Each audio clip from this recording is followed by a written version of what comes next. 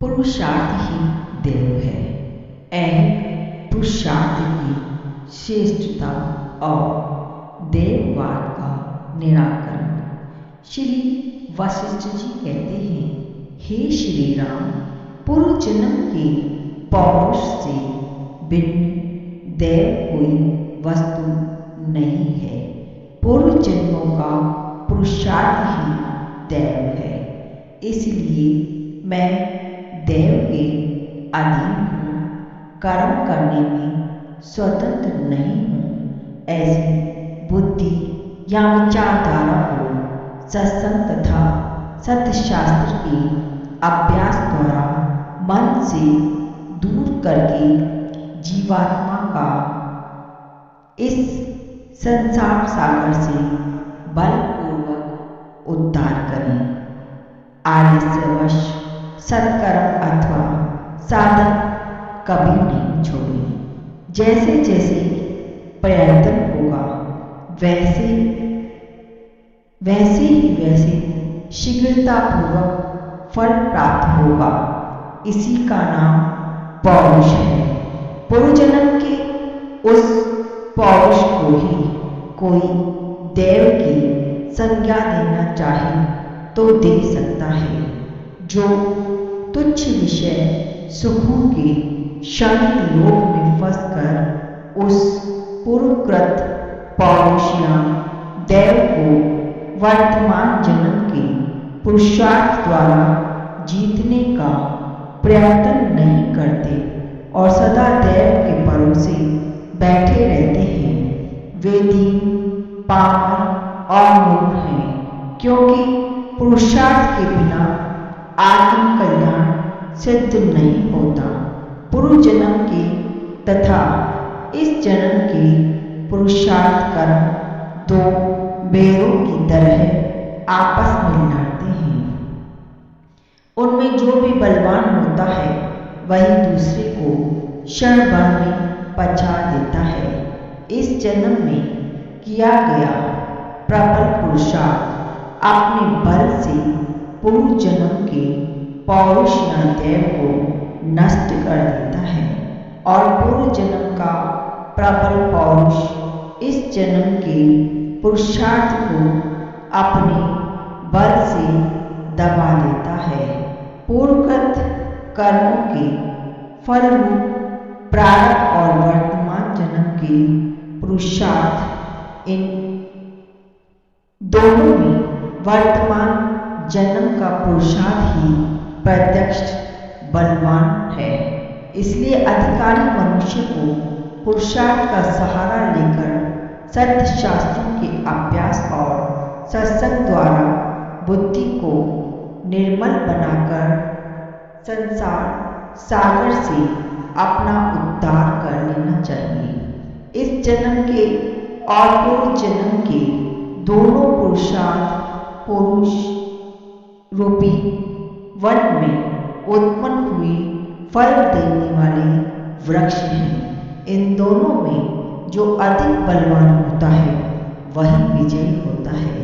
अर्थात धर्माचरण और मुक्ति के विषय में तो इस जन्म का पुरुषार्थ बलवान है और अर्थ एवं काम के विषय में पूर्व जन्म का फल दानोन्मुख कर्म या देव ही प्रबल है। जो पुरुष उदार स्वभाव वाले युक्त एवं सत्कर्म के लिए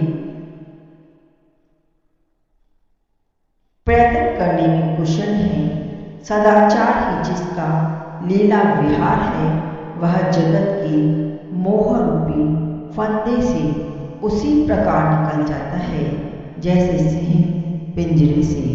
जो मनुष्य दृष्ट पुरुषार्थ या परम कल्याण के लिए प्रयत्न का त्याग करके मुझे तो कोई ऐसा करने के लिए प्रेरित कर रहा है, ऐसे अनर्थकारिणी कुत्सित कल्पना में स्थित है, उसे दूर से ही त्याग देना चाहिए। क्योंकि वह मनुष्यों में अधम है। संसार में सहस्त्रों व्यवहार हैं जो आते जाते रहते हैं, उनमें उन्हें सुख और दुख बुद्धि का त्याग करके अनुकूलता तथा प्रतिकूलता जनित राग द्वेष का त्याग करके शास्त्र के अनुसार आचरण करना चाहिए। शास्त्र के अनुकूल और कभी उचित न होने वाली अपनी मर्यादा का भी त्याग नहीं करता, उस पुरुष को सारी अभिष्ट वस्तुएं उसी प्रकार प्राप्त होती है जैसे सागर में गोता लगाने वाले को रतन। सुख की प्राप्ति और दुख की निवृत्ति वही मनुष्य का स्वार्थ है। उस स्वार्थ की प्राप्ति कराने वाले जो आवश्यक कर्तव्य या साधन है, एकमात्र उन्हीं में तत्पर रहने की ही विद्वान लोग पौरुष कहते हैं। वह तत्परता यदि शास्त्र से नियंत्रित हो तो परम पुरुषार्थ की प्राप्ति कराने वाली होती है। कर्तव्य पालन करने के लिए जो शरीर आदि का संचालन होता है, वही जिसका धर्म है, उस क्रिया श्रवण मनन आदि साधन से, सत्संग से और सत्शास्त्रों के स्वाध्याय से शुद्ध एवं तेज की हुई अपनी बुद्धि के द्वारा जो स्वयं की आत्मा का उद्धार किया जाता है, वही परम स्वार्थ की सिद्धि है। विद्वान लोग अंतर्हित समता रूप परमानंद से पूर्ण परमार्थ वस्तु पर ब्रह्म को जानते हैं। जिन साधनों से उसकी प्राप्ति होती है, उनका नित्य निरंतर सेवन करना चाहिए। वे साधन हैं शास्त्रों का स्वाध्याय और सत्संग आदि। जो मनुष्य प्रयत्नपूर्वक आत्म कल्याण के साधन में संलग्न होता है, उसे अपने पुरुषार्थ से ही हाथ पर रखे हुए आंवले की भांति वह अभिष्ट फल प्रत्यक्ष दिखाई देता है। जो इस प्रत्यक्ष पुरुषार्थ को छोड़कर दैव रूपी मोह में निमग्न होता है, वह मूढ़ है।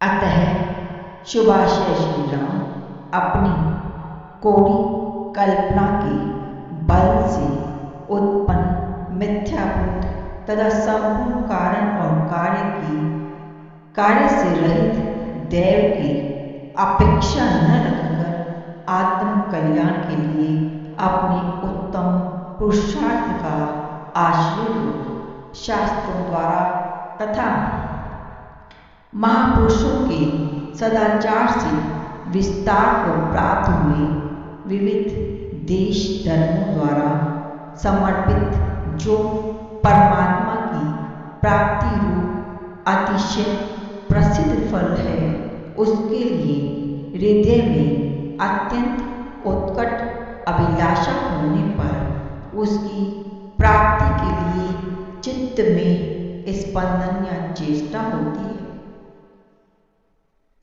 तत्पश्चात इंद्रियों और हाथ पैर आदि अंगों में क्रिया होती है। इनके द्वारा श्रवण मनन आदि एवं यम नियम आदि साधनों का आरंभ होता है। इसी को उत्तम पुरुषार्थ कहते हैं। अधिकारी पुरुष का जन्म पुरुषार्थ के सिद्ध होने पर ही सफल होता है, अन्यथा नहीं। ऐसा जानकर सदा आत्म कल्याण के प्रयत्न में ही संलग्न रहना चाहिए। तत्पश्चात साधन विषय उस तत्परता को सत्शास्त्रों के अभ्यास एवं संत महात्माओं तथा ज्ञानी पुरुषों के सेवन द्वारा आत्मज्ञान में फल की प्राप्ति से सफल बनाना चाहिए।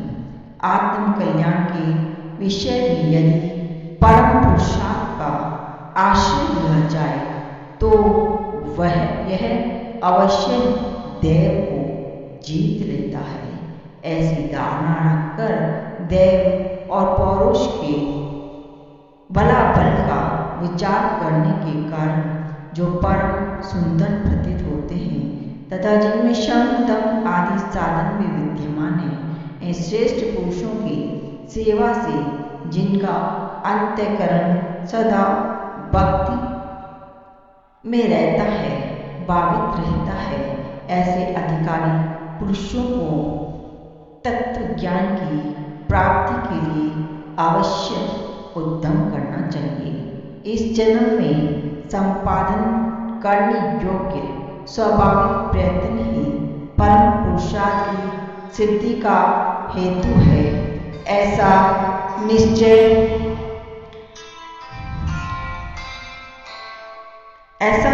रूप से जानकर यह अधिकारी जीव नित्य